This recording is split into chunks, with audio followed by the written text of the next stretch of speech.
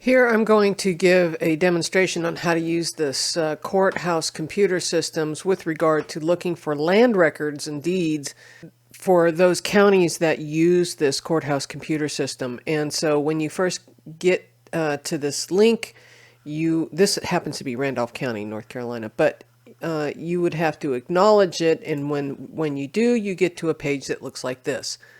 For those of us doing genealogy, you want to go to the old map index immediately. You don't want to go into this real estate. It's more modern day. And do note that some vital records are here. Now, right away, typically what it does is it pops this up. First thing I usually do is I type in the surname of the person that I am looking for and hit search.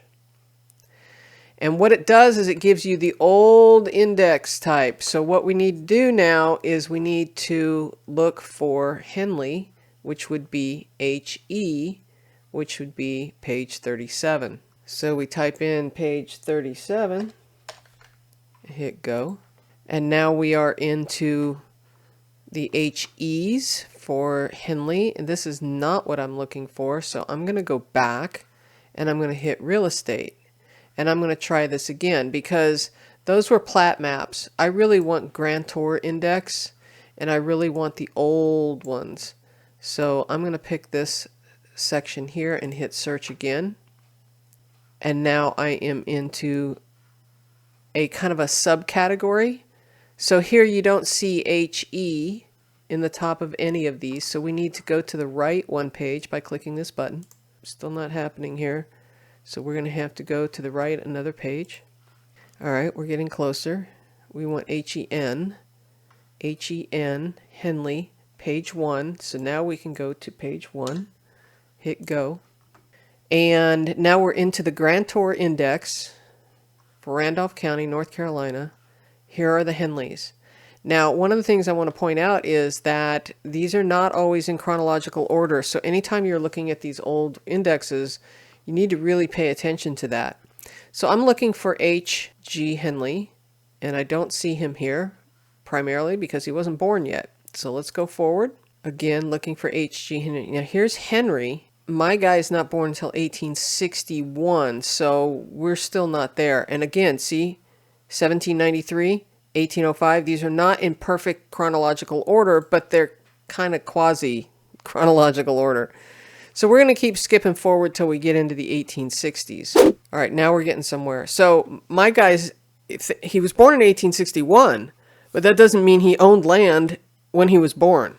There are some Henleys here, names I recognize, but we're still looking for H.G. Henley. So if we assume that he was, say, in his 20s at least, by the time he owns land, that's going to be in the 1880s. So let's keep going forward. We're now starting to get into the 1880s. We're looking for HG. Now, if you'll notice, we got the surname here, but we are looking for given names starting with an H. So that would be this column, not these other two columns, unless he is with his wife.